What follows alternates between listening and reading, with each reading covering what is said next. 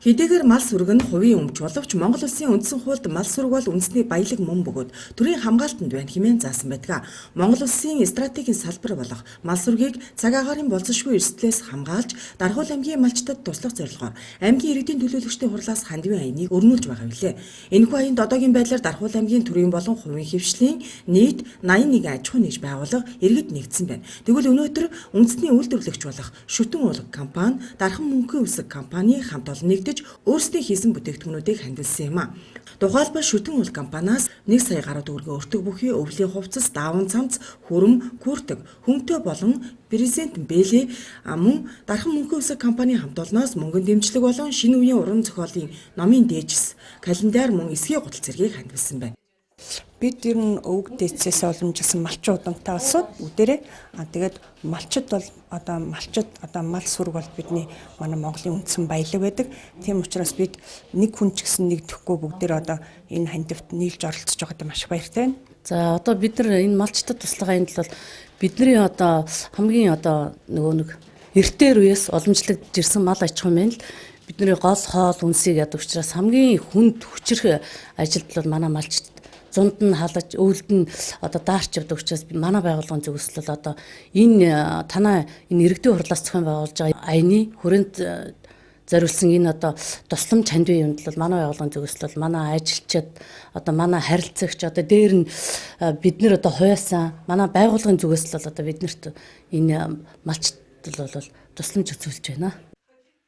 Түүнчлэн Дархан сумын 13 дугаар багийн иргэдийн нийтийн хурлын тэргүүлэгчид багийн захиргаа хамтран иргэдийнхээ дунд 1000 төгрөг аяныг зарласан бөгөөд цугласан 273 мянган төгрөгийг аймгийн иргэдийн төлөөлөгчдийн хурал хүлээлгэн өгсөн юм а. Энэхүү аянд нэгдэж хандив өгсөн бүх аж ахуй нэгж байгууллага иргэдийг хэвлэл мэдээллийн хэрэгслээр олон нийтэд нээлттэйгээр зарлан алдаршуулж, үүгээр дамжуулан нийт дарханчуудыг малчтад туслахыг уриалж байгаа юм. Уг аяны хүрээнд цугласан нийт хандив эд материалыг 2 дугаар сарын 15-наас 16-ны өдрүүдэд малчтад хүргэх бөгөөд Дархуул аймгийн нийт малчтад бас харин малын тоо толгой бага, өрх толгойлсон олон хүүхэдтэй мал маллагаанд хүн хүч тутмаг зорилтод бүлэгт хамаарах малчин өрхүүдэд хүргэхээр зорж байна. За аймгийн иргэдийн төлөөлөгчдийн хурлын дарга Эрдэнэтгийн санаачлахаар одоо улсын хэмжээгээр салсууд болж өвлж тавралт төндөө гайхдаг тохиолдолон 1000 малч туслах 1000 төгрөгийн аян санаачлах гарсан их манай 13 дугааргийн иргэд одоо дэмжиж 230 иргэн 273,000 төгрөгийн хандив бас зөөлөөр одоо малчтаан туслахаар одоо соглуулсан өнөөдөр аймгийн иргэдийн хурлын дарга Эрдэнэтийн гардуулж өгч байгаа баяртай байна. За энэ одоо Дархан хотын хэмжээний зохион байгуулж байгаа энэ ажилд бүх иргэд идэвхтэй оролцож малчтаан тусалж өвлөж тавралцалтыг тав тухтай малын хорготл үгүй амар Монголын өнгөрөхт сахи хувийн нэмэр болоо гэж үзэж.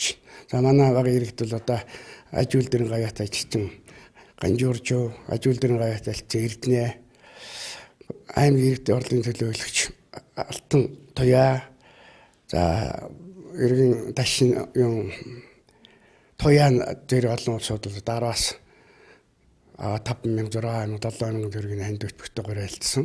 За идэвхтэй сайхан оролцсон. Явдал баяртай байна. За ингээд Дарханы маань малчаад тархан сайхан үйлчиж малын хорготлгүй сайхан хаварч болтгой гэсэн ирэлэг баг иргэдийн өмнөөс өргөж байгаад таатай байна.